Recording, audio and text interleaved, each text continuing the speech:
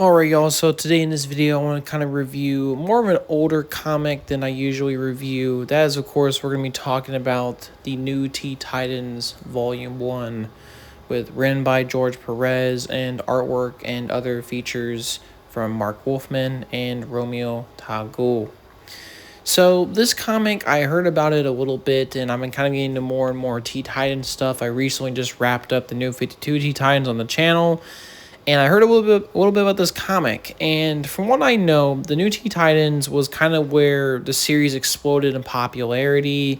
It was still an ongoing series beforehand, and there were definitely some really notable storylines, but it really didn't explode into the more modern version that we know today of Teen Titans until this run. And I kind of went into it with no expectations beyond a little things I've heard about it, how I think characters like Raven, Cyborg, and Starfire were all created for this comic, and other characters were brought on from other things, and it was a kind of a continuation of those old Titans, but revamped. Now, the lineup for this version of Teen Titans is more similar to the one that I'm familiar with, so, Robin's in it, Cyborg. He's known as Changeling in the comic, but Beast Boy, Starfire, Kid Flash, and Raven, and also Wonder Girl. So a little bit different, but also pretty familiar with classic Teen Titans. And going into this, I read to the Volume 1, and I think DC really collected the issues for this series really well. There was no confusion. Had a lot of that with the New 52 stuff. But they collected the trades pretty well. They compiled it also with a little bit of a cool introduction. They even included some very nice cover artwork that displayed all the members of the New Teen Titans. And overall, my initial impressions of this. Now, I didn't hear anything about it. I kind of went into this with kind of really no opinion. And I was kind of a little bit curious of how this would be. And overall, I got to say, really impressed. I highly recommend this comic. It is really good. It's really solid. Honestly, if you don't know anything about Teen Titans, or you know stuff about Teen Titans loosely like I have, and get into this series, it's really solid and really well written, and the storylines are well developed, and the artwork is also pretty fantastic, and there's some great moments. And honestly, and maybe this, like I said before, kind of a little bit of a contrast to how the New 52 handled the Teen Titans, but I gotta say this was a really good and solid Volume 1 to this series. It's really solid. So let's get into my pros and my cons of this, and kind of go further into it, so to speak, in my overall opinions. So first, for my pros, to kind of springboard off what I was saying earlier, number one, I think the artwork's great. It's that classic 80s comic artwork that, is not, like I said before, some people might find appealing or unappealing, but for me, I really enjoy it. The artwork's really well done. It's well drawn. The backgrounds, the paneling. There's actually some really creative paneling here, especially for an 80s comic, and it's really well done. The coloring, the figures, how things are drawn, how action is drawn in this comic, how the flow is, so to speak. It's really good. Now, I'm not going to say that this is for everyone, because this series, I think, started in 1980, I believe.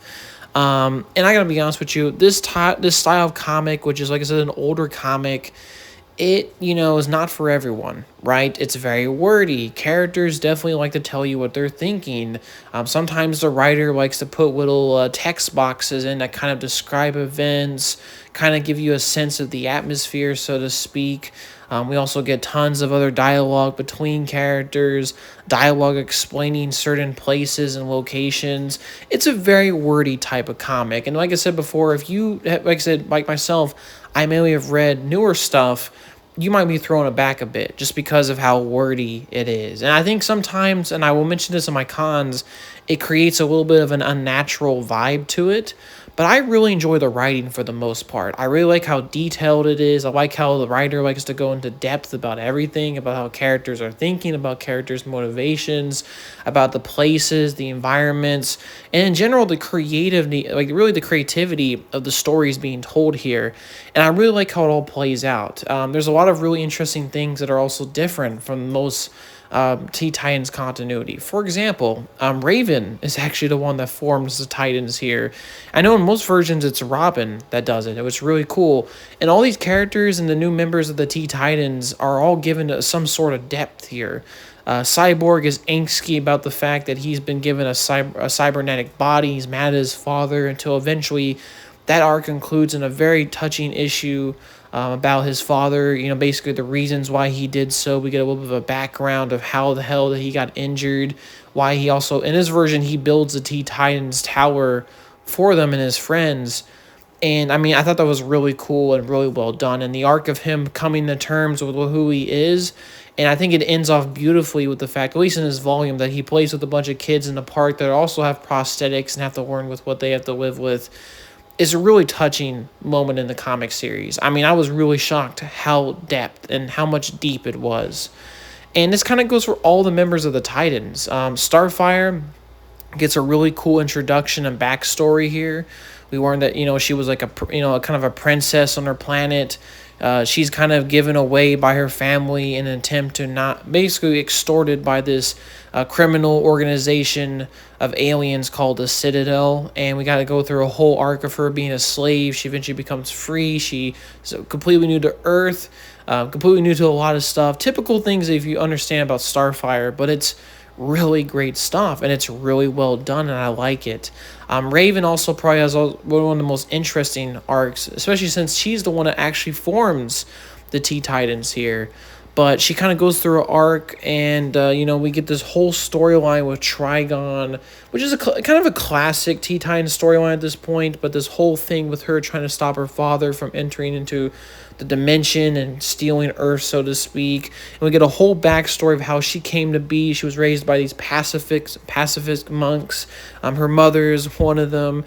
Eventually, there's this whole arc of her deciding to fight back against her father.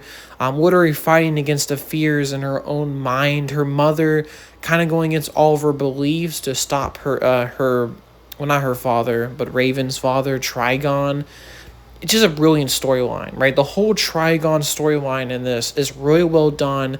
It's well executed. Robin's plan, which also Robin in this comic. Now, you don't really get a full-on backstory for, like, Robin, Kid Flash, Wonder Girl, which Wonder Girl, I believe we have one later on. And that's because Kid Flash and Robin were also part of the earlier version of the Teen Titans. But I mean, they give you some loose introductions to these characters like Kid Flash and Titans. And I mean, if you know Batman, you pretty much know Robin. And I mean, that's pretty cool stuff. And I like how Robin grows as well.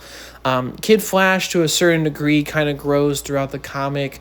There's also a lot of questionable things. Also, characters bicker with each other. They don't always like each other, and they have to deal with certain actions and consequences. And like I said, the writing is very fluid and very cool and natural.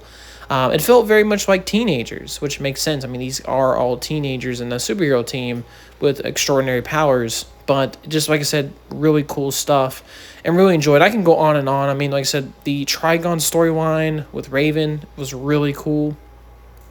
I also like the whole storyline with Deathstroke, which I don't know if he was actually introduced in this comic. Like, first, I get the vibe that he kind of was. But his storyline was really cool, and how they tied in a random character which went by the name of, I remember his name, Grant, who he's kind of, like I said, established as a throwaway character, kind of abusive towards his girlfriend. Certain things happen, the Titans get involved, and then basically he ends up as another character called Ravager and ends up dying as a result of this mysterious organization manipulating him, and Deathstroke called the Hive, which obviously is a big thing for Teen Titans. And that whole storyline of how Deathstroke kind of goes against the Titans, how he go against the Hive, how it really shows Deathstroke's personality as being more honorable in this comic compared to other versions, and giving him motivation was really cool and really nicely done. And I can go on and on. There's also some pretty cool ones. There's also the sort of arc revolving the Fearsome Five, which is kind of this group of people that are kind of working with the Hive. I mean, these are characters you probably remember. There's Gizmo, there's Mammoth. There's also other characters like Dr. Light and Simon and, what was her name? Shimmer. Pretty cool stuff. And I really like that storyline as well. But the Trigon storyline, which kind of arcs this entire comic, was really cool. And I also like the ongoing budding mystery of it all, because throughout the first half of the comic, Raven unites all these people, but she doesn't really give them clear answers, and it's kind of confusing what they're doing until eventually it all comes to a head in the build up to the Trigon conclusion storyline. And like I said, it's a crux of this comic. It's really good, it's well written, and it's really good stuff, honestly. And I'm kind of flipping through some of the pages, but once again, the artwork is really cool. The characterizations are really cool. And, some of the coloring here is absolutely beautiful. And like I said, there's some outstanding panel decisions here. There's also some really interesting creative choices. I already mentioned that some of the issues also focus on certain characters and all the personalities. But there's also a comic that's called A Day in the Life. Not the Beatles song, but it's kind of a comic that goes through the typical life, at least a certain day, if you will, for each of the Titans except Robin to a certain degree. And even though, like I said, it's a mundane comic, it literally has nothing crazy going on beyond some setup for future issues. You get a really sense of who these people are in their normal lives. Donna Troy, aka Wonder Girl's a photographer. Starfire's hanging out with her, kind of getting a sense of the world more.